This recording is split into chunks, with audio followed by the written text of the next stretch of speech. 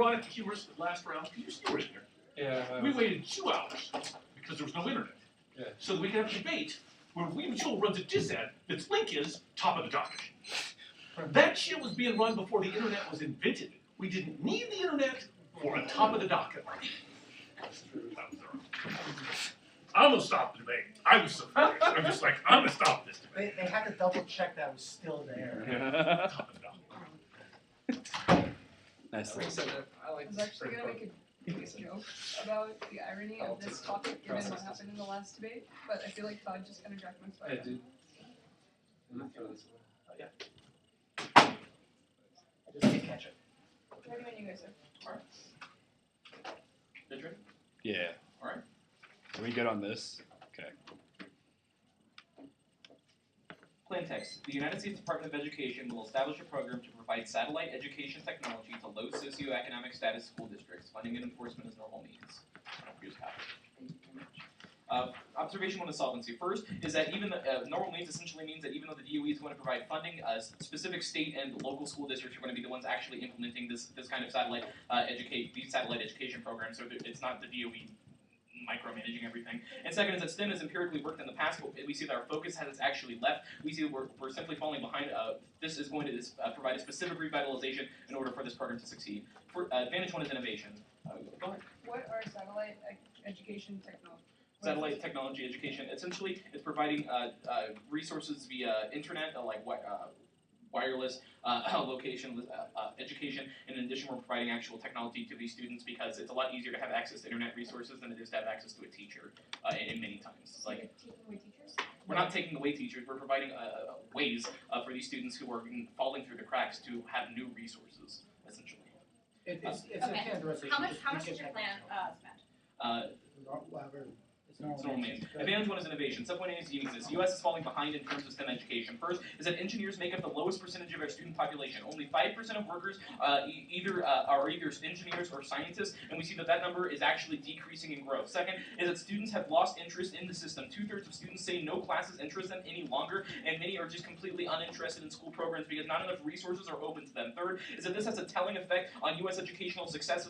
We're certainly falling behind, just like other countries have in the past, because we're not focusing on technological education, and we're not allowing all of our students to have the same access to resources, essentially allowing thousands, if not millions, of students to fall through the cracks. Subpoint B is the link. The plan reinvigorates STEM education. First is that STEM education will lead to an expansion of access and effectiveness. Online materials are 20 times more available than specific inspiring teachers. Second is that it increases understanding with the virtual world. Understanding people are capable of learning more quickly and have a better understanding of the world that we're actually living in regards to increasing capabilities of technology. And third is that students have independent resources instead of having to rely on specific school teachers. We see that a lot of rural kids specifically don't have a great time in school because they're not interested in a lot of things that are going on. When we actually show that we're able to care about them, we see that this is going to be the point where these low socioeconomic students are able to have access to these resources, and this technological education will prove incredibly fruitful. Subpoint C is that innovation is key to hegemony. First is that the United Kingdom proves they've had 1.3% growth over 20 years on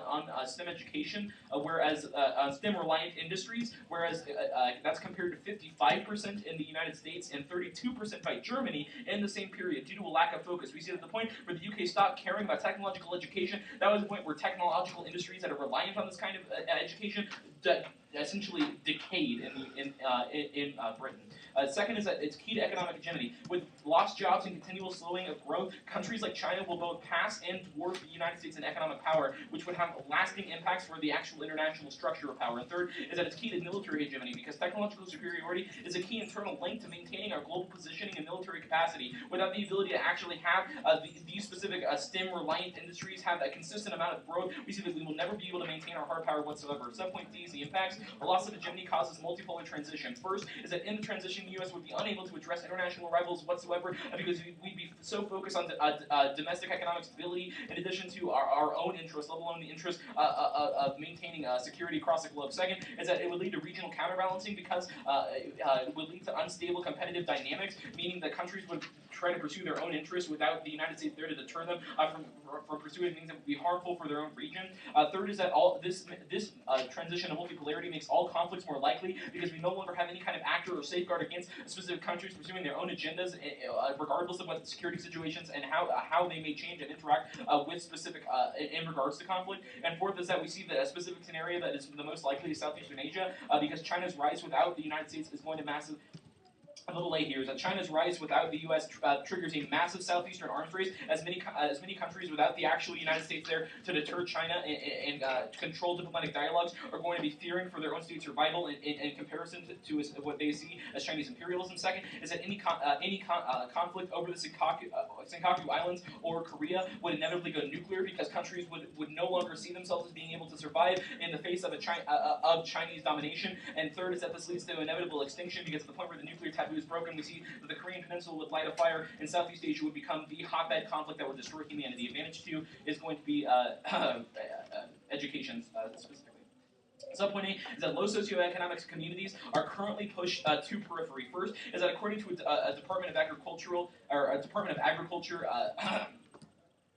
official is currently saying that rural areas are being left to die in the status quo because of a lack of access to specific resources like education. Second is that in urban areas, the divide between rich and poor is becoming worse than ever, leading to a term called hyper-ghettoization. It makes it leads to high concentrations of poverty and essentially entrenches cyclical poverty in these specific communities. It makes these communities absolutely invisible. Subpoint B is that STEM solves for this. First is that interactive education with students in both rural and urban areas are going to better allow students to get better access to these resources because instead of having to rely on a low amount of money maybe flowing into specific school districts, they're now able to interact with technology to better their education and better their access. Second is that urban education is going to be provided, which is going to increase opportunity for these low socioeconomic students who are trapped in these invisible communities. Subpoint C is the internal link, is that the inclusion is critical to the expansion of education.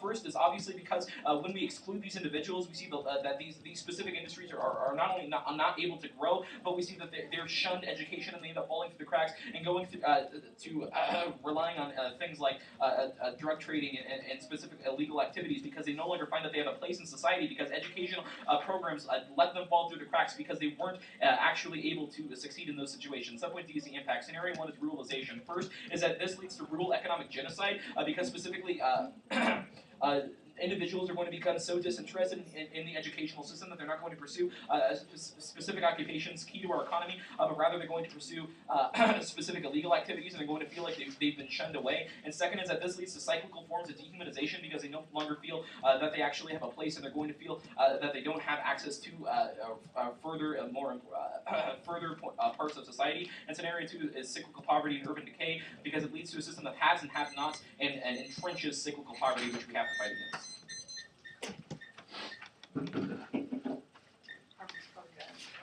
Two case and then a third.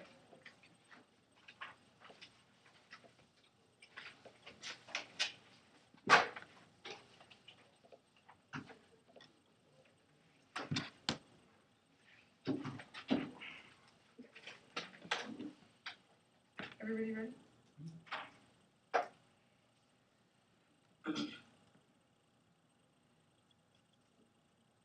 Uniqueness first argument is that the GOP compromise is coming out because they think the budget discussion is more important. They are they're delaying the decision for 3 months. Second is that Obama won't budge right now. The Republicans know that they will be rendered irresponsible and take public hit. Third is that however the group of Republicans don't feel this pressure because they've now been labeled as obstructionist. Latest that the first is that the DOE is unpopular with Republicans because it infringes on states' rights. Ron Paul and his Republican supporters wanted to abolish the DOE. Second is that Republicans perceive that Obama will use a market-based strategy to solve education. The DOE is viewed as insufficient because of federal bureaucracy and mandated curriculums. Additionally, they are notorious for not being able to follow through on funding for their unfunded mandates. They're not able to. They don't fund the mandates that they put into place. Next are the internal links. The plan makers, Republicans, this Republicans and forces more people to the side of the new Republicans. Now they have political capital, and they don't have to compromise and trigger the fiscal cliff impacts. The fiscal cliff comes. Fiscal cliff cuts come back in March, and there's no compromise, which means 30% cuts across the board. This is particularly bad for the military, which decreases hegemony because we not have the ability to fund military technology internally linked towards advantage one. Also decreases consumer confidence and business confidence because individuals don't think they will be because businesses don't think they can invest in hiring more people, which indicates that individuals have less money in their pocket. Decreases the U.S. economy on a whole because individuals aren't spending as much money because they are being hired at the same rate or at the same salary. Also, the U.S. economic collapse goes global because the U.S. has so many economic interdependence and trade ties means that it affects the global community. Also, this means that this quickly turns resource wars into as countries don't have access to don't have the same access to the resources that they need, which means that in a world of economic collapse, it goes nuclear because it's chartered out. You have to get the resources somewhere. Next. Which bills or which? That causes extinction. That's only sequestration. We say that sequestration is a result of not passing debt ceiling. No, sorry. The argument is that if we don't compromise on the Republicans are pushing the argument about the debt ceiling further away into the same time as the budget discussions are happening, which allows them to hold up the budget discussions, and then that causes the sequestration stuff. Counterplan, the United States federal government will allocate a substantial amount of money for block grant programs that provide technology to socioeconomic status, low socioeconomic status school districts. Again, the United States federal government will allocate a substantial amount of money for block grant programs that provide technology to low socioeconomic state school districts. Do you have any questions? Status. Conditional. Okay. First, that educational institutions have different needs. The actor of our funding system means different schools are capable of buying different things. There are numerous private organizations that have developed partnerships with schools that have provided different technology. Also, it solves the counterplan solves because it allows schools to apply for the money based on local need. The race would provide proves that the government likes private-public partnerships. This means that the counterplan is necessary to maximize efforts at the status quo. Second is that blind either the app masks the problem or it creates a cylinder effect where the government is credited is seen as creating the winner. Either way, this turns case because it makes more money for education unfeasible. Also, it turns case because it freezes innovation by creating the perception the market has been cornered. Next case. Advantage one specifically. First argument is that STEM students are the ones who need teachers the most. Satellite education probably will help them. The least you need to be able to ask your teacher what the difference between a ketone and carboxylic acid is. This is specifically important in scientific in STEM programs. Additionally, it's impossible to predict if on innovation being key to hegemony. It's impossible to predict if the U.S. will have hedged by the time we even see the effects of your 1AC, which means that education is because education is a process. It's not instantaneous. There are other things that solve this better, like science diplomacy in our current university system through things like student exchange, which is capable of solving the 1AC in the entirety, especially Advantage 1. This also solves through things like climate technology, cooperation, and space. Are another instances of solving. These are also these are all things that are solved at your 1AC immediately versus the delay of the 1AC. Advantage 2. First argument is that students need mentors for motivation. The public libraries can give them computer access, but your refocus away from teacher disincentivizes teachers from feeling needed, which means that overall their involvement in education decreases. Also, your education can't override the laundry list of reasons why people are poor, disenfranchised with education. Also, the stereotypes that all poor people do illegal activities means that cyclical poverty is inevitable because you create a self-fulfilling prophecy. Also, you only create the archetype poster child for the poor rural areas. The architects don't solve the dehumanization because they enforce an idea that the government has done enough into the rural failures and individual faults. Next. Okay. Plans to make up for discussing justifications. We need to question knowledge. Question knowledge should precede evaluations of political implications because there are underpins and enforced practice which means that representation of the ultimate form of political power links. First, the technology involves resolving chaos and making all things calculable and understandable. This requires us to manipulate our interpretation of the world in order to follow a predetermined solution. It prevents spontaneous, authentic things from existing and from emerging. This manipulates our concepts about what the world means and destroys the process of meditative thinking because every action and thought is driven by a desire to reach a specific solution and a solid conclusion. Therefore, the thought that is incurred through the journey becomes absolutely lost. Second is the problem solution mindset. We feel compelled to act in order to maintain control in order, which is an attempt to change the solution or the mode of technological thought, which traps us into believing that we have the power to manipulate ontology and prevent authentic ontological existence. The impacts first is the ontological damnation, or inability to perceive the essence of the world, and replace it with the quantification constructed by the technological worldview prevents us from authentically existing in the world and leaves us in a state of ontological damnation because our perception of identity is separate from our lived ontology. This outweighs death because it destroys the essence of what it means to exist, and it's transgenerational, which means that it destroys culture and prevents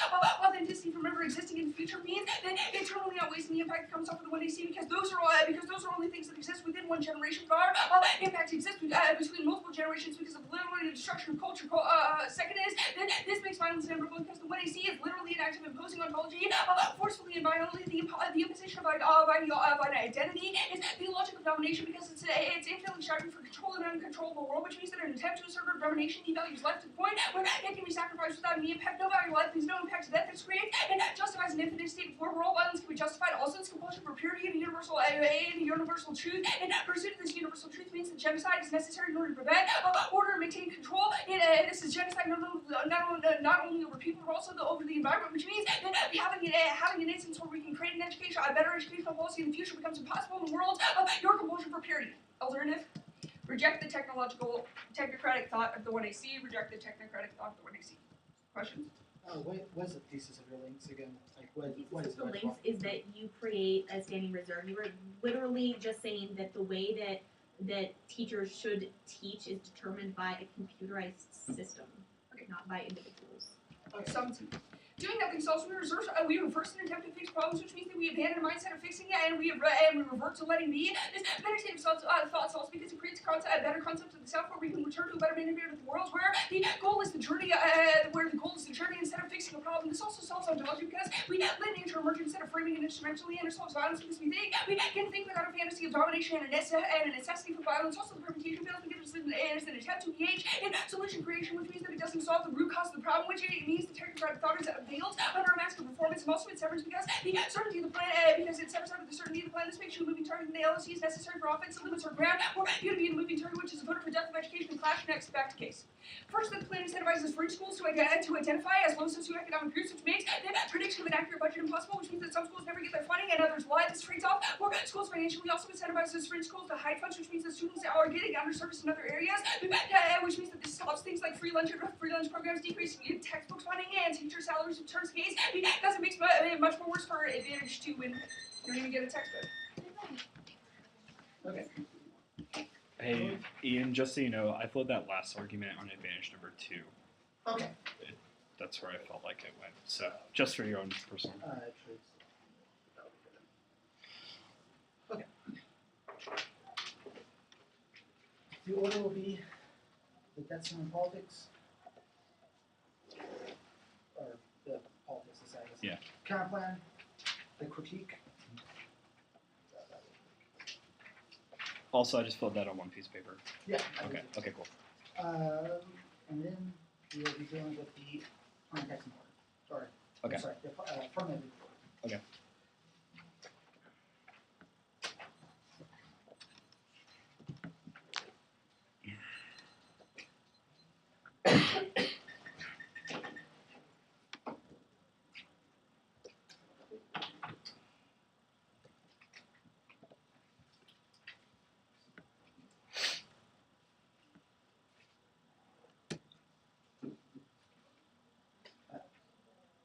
All right. First set of arguments is that GOP will currently not prospective debt ceiling. The first argument here is that Republicans believe that they held advantage in the public eye. This is because Banner's come out multiple times to say that he as well as the rest of the Republican Party believe that the populace is actually on the side of Republicans, and the idea that they have to actually deal with the debt ceiling right away and deal with this spending cuts at the same time. The second argument is that they're currently working with a workaround in the Republican-controlled houses because they're actually trying to pass legislation that would allow them to prioritize the paying of the debt over the paying of other types of forms of spending in the United States federal government. This is believed to actually be a solution to such things as the debt ceiling crisis. The reason why they do not have to push off into the future. The argument is that Obama will give them no compromises, such as a 3-month extension. This is because he feels as if the debt ceiling should be dealt with in a comprehensive fashion that will push off for multiple years at the very least. This is an indication that even if you have a reason why Republicans will compromise, there's no reason why the Democrats will go along with it. They'll try to push for the actual full extension of the debt. So the fourth argument is that Republicans don't want to actually push off this because both the Washington State House of Representatives member McMorris as well as the Oklahoma member Coburn both indicate that they actually want to go over the debt ceiling because it feels as if this will force the United States federal government to actually tackle spending issues. The fifth argument is that several Republicans also believe that the debt ceiling will have no effect on the economy. This includes Toomey, Scalise, and Webster, who all believe that there's no risk that the default because the United States federal government will simply prioritize the payments of debt and payments of interest on that debt. The next is the insurance. The first argument is that this will force Republicans to actually move to prevent further legislative wins by Obama. This is because they'll feel that the actual mandate to actually help education, help individuals who need that further education, socioeconomic standards, will actually give them more popularity. They'll feel as if they have to move on the debt ceiling to prevent themselves from being paged as being uncompromising and not working to actually help the American populace. This argument is that winners win. This is because Obama will be able to pay just as the reason why he is able to push his agenda through the actual House and through the Senate. This means that Republicans will actually begin pulling back their political capital on debt ceiling and actually raise it immediately as opposed to the future because they'll feel as if they want to be able to hold political capital for the actual spending. Because the third argument is that this will be stands of power and as an indication of Democratic power because the fact that they're able to convince House member Republicans is actually fractures the entirety of the Republicans within the House and allows for the moderate Republicans to begin moving over to work with Democrats more in the future because they've already been able to do that with the affirmative plan. The fourth argument is that they will never criticize the plan. This is because the criticism of the idea that we should further help education has actually always been unpopular. We've always actually had there's always been a push by the populace, push within the political realm to actually help education as much as possible. This is the indication that even if they do not like the specific act of the affirmative, they'll never criticize the idea of helping education specifically because it feels like they have to begin working with the United States, working towards it, and so they will actually praise the plan and work with it further in the future. Next, on the line by line, there's no, I don't even understand what this is exactly trying to say. They say something about delay 3 months of put with the spending cuts. This is actually proven false when we actually make indications why they actually want to go over the debt ceiling and go over right away. This is an indication then that they will not delay 3 months. There's no way it actually gets associated with spending cuts. It's only a matter of whether or not they delay it for multiple years or whether or not they fail to delay it at all. Ultimately, an indication that our unique legislatures actually preclude 100% of the analysis about how this somehow gets mixed up with the spending in the future. Counterplan. First is theory. Interpretation. The negative is entitled to one dispositional counterplan or alternative or the status quo. Again, the negative is entitled to one dispositional counterplan or alternative or the status quo. Next is the reasons for prefer. What's up? What is dispositionality? Dispositionality is you have to go for it if there's offense on it. You can kick it if there's a permutation or something that indicates that there's no impact for either side. Next are the reasons. Next is the violation. They indicate that they run multiple conditional strategies. The first argument is that multiple conditional strategies is actually bad for education. This is because it forces the entry to bifurcate the time. This is the key affirmative speech because it's the one time in which we get a lot of offense against the negative strategy to be able to actually have people. The second argument is that all the arguments about how we should actually predicate offense are at the bottom of the critique are probably reasons why we should also predicate the offense generating capabilities of the entry at the same time. You make arguments about why severance is actually bad in that case, which means that severance in terms of conditionality will also be uniquely bad for you at the same time. The next one is that this is also key to our ground. This is because where I'm able to have multiple, be able to have one set strategy against a counterplan, one set strategy against a criticism, as well as weighing the affirmative against both the criticism as well as the status quo is necessary for us to be able to actually indicate why the affirmative should be predicate. At the point in which you have multiple strategies that are philosophically indifferent or impossible to actually have at the same time because it's possible for me to have a coherent strategy. The next argument is that multiple strategies is actually bad for predictability because you are capable of actually running multiple strategies that may not actually link to the exact topic, but instead are general critiques of such things as Marx's critique of the reserve force that he actually makes multiple arguments about. This is an indication that there's probably probably a reason why your critique is actually not bad for a topic-specific education. Next is the first argument is that this is about fairness. And fairness is internal link to the education because in the one world where we have fair debate and have talks between multiple sides, are we able to have a synthesis of it and to understand exactly what we should do in the future. The second one is that this is also should be considered, and it could be interpretations, and you should choose the best interpretation than both there on the counterplan itself. Firm, do both. The United States federal government can do block grants for our specific program. You get no analysis about why we can't simply do the affirmative and have the United States federal government allocate substantial amount of money for block grant programs at the same time. There's literally no difference between the two.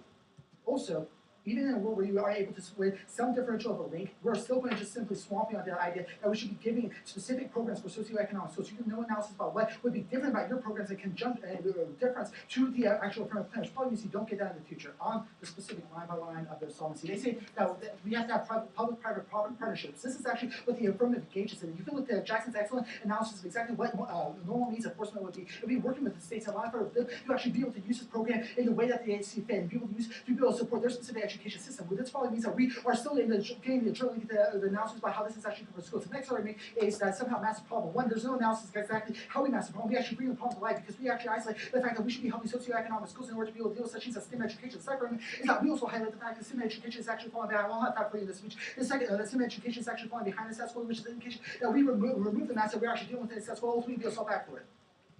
On the criticism.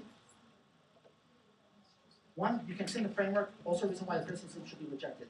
On the link level analysis, you make arguments about how your problem-solving mentality. This would probably also link back to your counterplan, which means one, either reps don't actually matter in the world because you're able to simply sever them in the future. Probably an indication that there's no unique reason why the affirmative cannot be able to solve this in the future simply by doing perm do the affirmative. Two, this is also an indication that we're able to, in the future, when we realize these problems, be able to deal with them at that time. Probably an indication of why we're able to solve back later via the permutation that I'll get to. On the impact level analysis, you make arguments that this is key to destroying culture as well as makes violence inevitable. One, you're considering our analysis about how the loss of the Jimmy would actually lead to massive amounts of war extinction. And one where we actually have extinction, it becomes impossible to preserve culture because there's no one around that actually had culture in the first place. That's also the fact that it's the ultimate form of violence that should actually be prioritized because in one we actually have the potential to lose the ability to be able to protect ourselves as well as our nations. It ultimately allows for us to be able to justify excluding these individual nations because we have to deal with specific philosophical questions. The next argument I make is that we would ultimately have universal, we are pushing towards universal truth.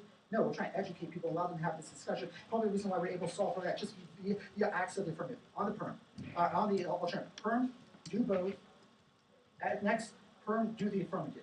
First argument is that you can do the affirmative because later on you can simply diverse yourself of the representations that are actually going on within the round. This is specifically given when they're able to say that they have multiple conditional strategies, etc. From the second argument is that we're able to solve that because we're able to have actual dialogue between multiple people. This is a harmonious life form, which is the PMC is actually one form of life rule. The negative is another form of life rule. By combining the two, we're able to have a dialogue between the multiple different views of the world. We have a discussion exactly what we should do in the future. These arguments said that this is actually what is the key to consistently be able to get a build coalition capable of dealing with such things as technical and strategic discourse because it allows us to understand exactly what's going on with the world as well as convince others that our specific perceptions are good or bad. This isn't necessary to solve back for 100% alternative because right-wing Republicans will never give into the idea that postmodern bullshit that it can be eventually solved back for 100% bias. They only want to talk about such things as hedge, stem, and deal solve back that way. Innovation. You make arguments that it's impossible to predict exactly how this innovation is going down. You can see the fact that engineers and scientists have only become 5% of the overall workforce. Part of the reason why we're losing out on innovation. You also can see our analysis that our students are falling behind. Even if we have student exchange programs, this is not why we're able to deal with the multiple, forms of such things as hegemony and military powers. We don't have joint read. No, that's enough. On the education, you make arguments about how we have laundry lists and archetypes will not be able to solve. Our argument is not that everyone who's poor actually falls into these archetypes. Our argument is that the cyclical nature of poverty actually forces individuals to have to adopt this in order to be able to survive. Probably the reason why solving that at least helps these individuals at the very least. Order is going to be the critique. The critique, then the disadvantage, then the counter plan, then the case in order. Oh, I want the can the bottom, sorry. Can the bottom. Alright, just one second. Can you repeat that? Yeah. The disadvantage, Okay. the counter plan, the advantage 1, the advantage 2, I don't use the V, and critique. The Iraq. The Iraq will be on bottom. Okay, are you guys ready? One second. There's one. Okay.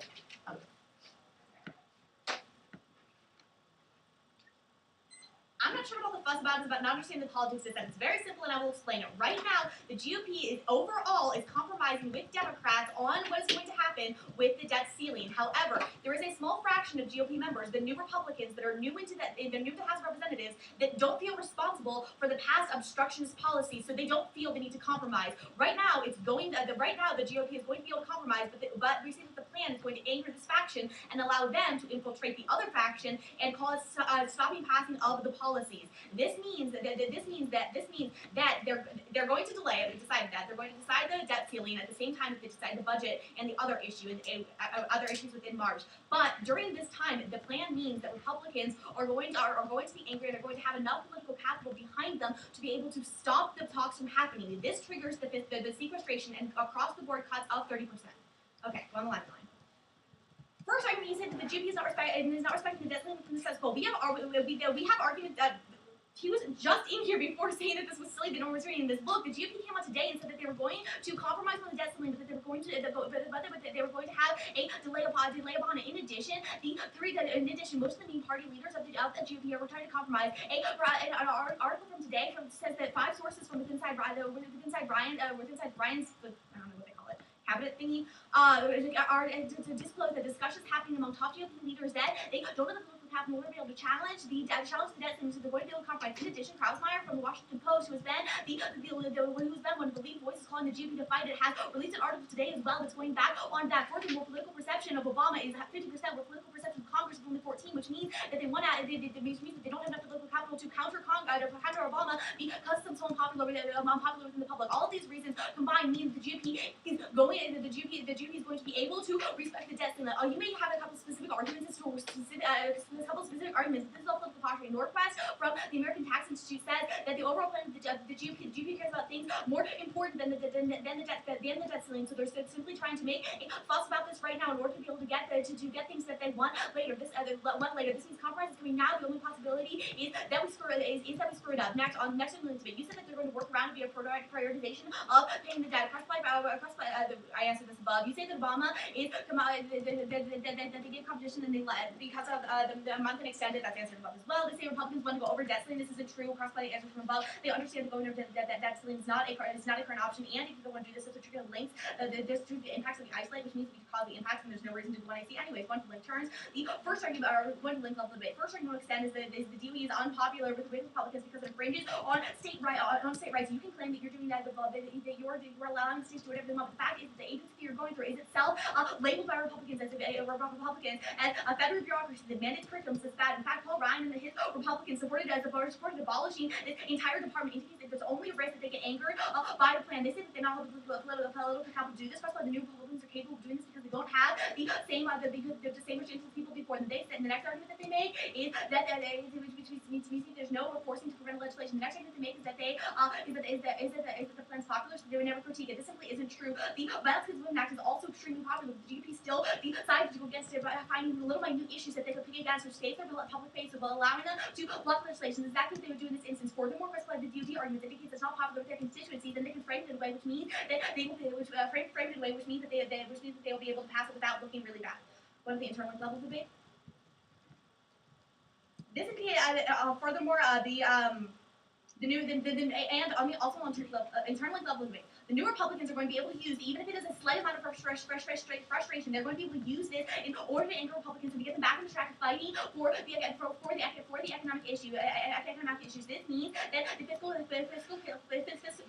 sequestration cuts are going to come, which means 30% cut across the board. First argument is that this turns case because it's includes 30% cut to all two types of education programs means there's not going to be future and sustainable accountability for solving the impacts of the when I see the next argument that wants to cross case and practices decline in the economy. That when we cross the board cuts, this is a large amount of people being laid off. Also, a lot of amount of the government that isn't no longer purchasing things, which means consumer confidence and business confidence growth will decline because of the United States economic clouds, which has links to global economies, which are trading partners with so many people, and because so many things are pegged to the dollar. This new war and more extinction within the short term, which happens before the other hedge impacts, which have absolutely no time frame, means that this is the biggest impact to evaluate within the debate. Right? Do you want to the conflict? First, yes. Just to be clear, your argument is that they're going to delay the debt ceiling to sequester cuts. What do we cause to happen other than that? Like, what do we change? What doesn't happen? We don't compromise on anything. We don't compromise. Does that mean we don't move the debt ceiling 3 months, or that we just don't move the debt ceiling? It means that you don't pass the debt ceiling and you don't pass any legislation to stop the sequestration cuts. On to the kind of plan. First theory. First, the counter-interpretation of the negative team gets one conditional test of one conditional test of the affirmative team's methodology, one political test, and one test of their one policy action. This is going to be keep a couple of reasons. The first reason is education. The first reason is education. This is best for education because it allows the negative team to implement education where the active to defend against far right and far left. This is the best because it's the reason why it makes us funded from the process means we control the internal. Like the next argument you make is times we articulate the times is inevitably read most conditional advocacy. Katie and I can still spread you out and read a couple of multiple top violations or multiple disadvantages means that this is a unique argument. You say severance is bad in the critique. We're not going for that first of all, but secondly, we say the second of the acts uniquely bad because it is a stance that you're capable of taking the act to suspend if the policy is good. The negative team is proof that is it. Flipping the burdens to the side makes debate impossible for the negative team, which destroys barriers because we can't win even if we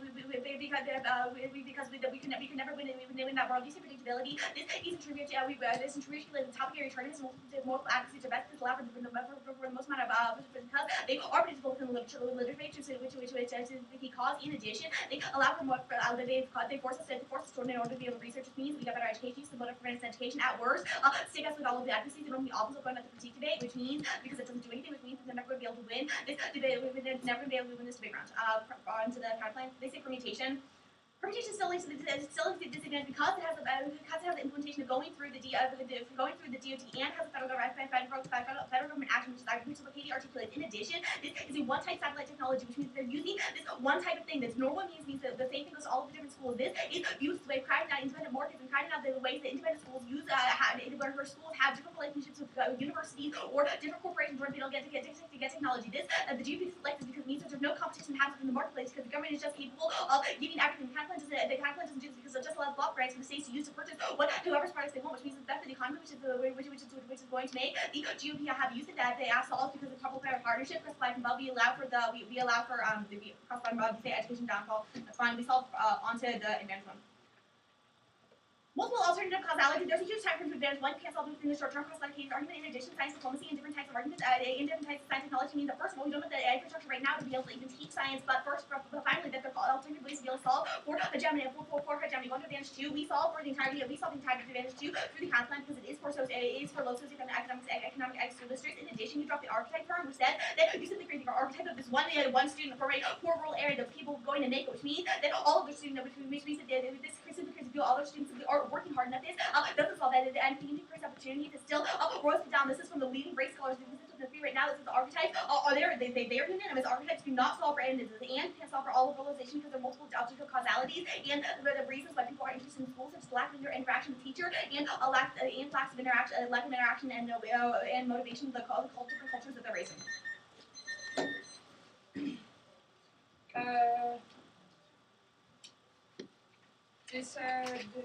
Counterpoint.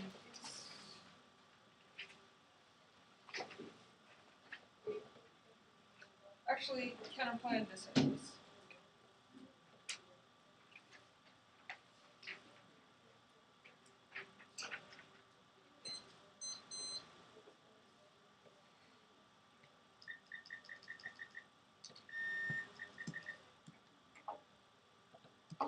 This has become an easy round for you to vote for the University of Oregon for several reasons. First is that the counterplan solves 100% of the case. This outweighs the entirety of the case independently, even without us solving it via the counterplan. Also, they concede so much impact on the 1AC that they don't have an impact that they can go for in the final speech. Counterplan. Permutation is not a viable option in this instance. DSAT outweighs the net benefit that the 1AC incurs through the permutation because your link to the DSAT is strong enough that because of implementation with DOE, you crowd out one type of markets, you crowd out other type, you crowd out all competition in the market because you only use one type of technology, which this not only angers Republicans, but it also angers Republicans that use the DOE in incorporation of the Department of Education, which is an institution that Republicans are ideologically opposed to, means that they stand against your 1AC, which means that you still link to the politics DSAT. Counterpoint solves 100% of your math. We give the exact same type of funding, but in a much better way, because you can choose different technologies that work in different schools, and you can do different things with the money. It's like handing someone a blank check versus handing someone like an HP. Okay. This means that you have technology that is better suited for what the students need. Probably means that it solves Advantage 2 a lot better than you do. Politics. And also science, because you can get molecular rendering programs, which you probably can't do in the world of okay, politics.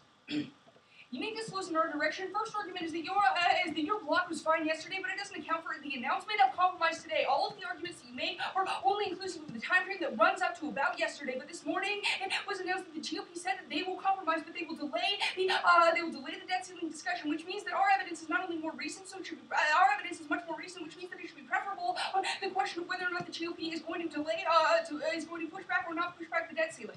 Jump down to the impasse.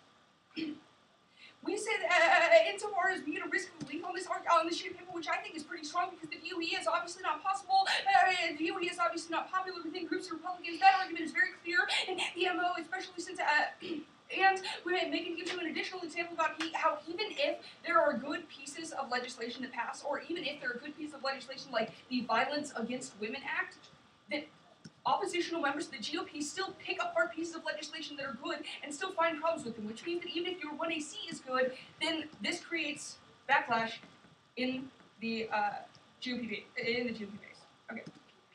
Impacts. 30% cuts cost the board Sure. Okay. The status quo is the delay means that the GOP can use the debt ceiling as leverage in the sequestration discussion, and they can threaten to not pass the debt ceiling bill. Sequestration across the board. Megan? Oh, sorry. This means that they're never going to be able to reach a compromise and move over the sequestration. Yeah, this means that they won't reach compromise, they go over sequestration. Sequestration is 30% cuts across the board, which means that it cuts education, which means that you don't have future or durable solvency for your app because you don't have a future budget to provide for the 1AC, which means that your 1AC at best solves in one instance, but it isn't capable of solving in the future because there isn't going to be a budget for the department, because there isn't going to be a budget for the DOE, and a world where 30% of it is cut away. This means that your program would probably be cut first because it was the most because it was a recent program that was enacted. This decline in the economy happens because also there would be a decline in the economy because this would result in enormous amounts of layoffs that not only decreases consumer confidence because individuals aren't getting money in their pocket, but it also decreases business confidence. The decrease in the U.S. economy also decreases the global economy because of interdependence. We have articulated that this will result in nuclear war. That argument goes uncontested. This results in extinction independently outweighs the 1AC on a much faster time frame. Advantage one specifically because there wouldn't be a possibility for hedge decline in a world where we're already nuclear warred, and also there's no impact for poverty if we're all nuclear war. Advantage one. Science diplomacy solves immediately. The 1AC is a huge time delay. There are tons of checks on the 1AC that alternatives can solve. And on advantage two, you create an archetype that decreases motivations for students to learn. The order is going to be an overview and then advantage two, politics, counterplan, advantage one. So, overview, advantage 2, politics, counterplay, advantage 1, correct?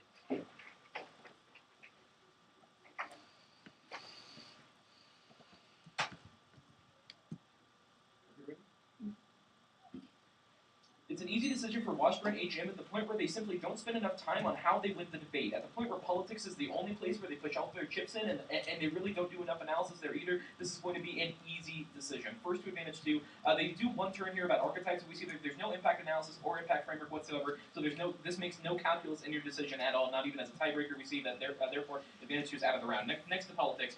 First you see that the GOP says that they will compromise, but Boehner keeps saying that they have the public support, and they don't specifically isolate who the heck they're talking about in the GOP. The GOP is not a single entity. Even they see that we're fractured. Eden claims it several times. There are many Republicans who just want to let us go over the debt ceiling. There's no unity in the party. So how are they going to say that this morning everything changed? We see that it's irrelevant. So when they see the 5 right sources and they give you all this new analysis in the block, we see that it's still completely inconclusive. Discussions are happening. That's absolutely meaningless. What about Obama, who we say is going to give no compromise to the Republicans whatsoever, and that this compromise is meaningless, despite how much the Republicans fuss. In addition, we see that, what about our dim power analysis, which not only was a uniqueness point, but also link turn. We see that they don't talk about Democrats, they don't talk about Obama, and they don't cite the GOP as a whole. They even say that Boehner's lieutenants aren't actually cooperating with them. We see that GOP unity is an absolutely infallible concept that we cannot say that you cannot let them isolate as any kind of uniqueness analysis. Did you?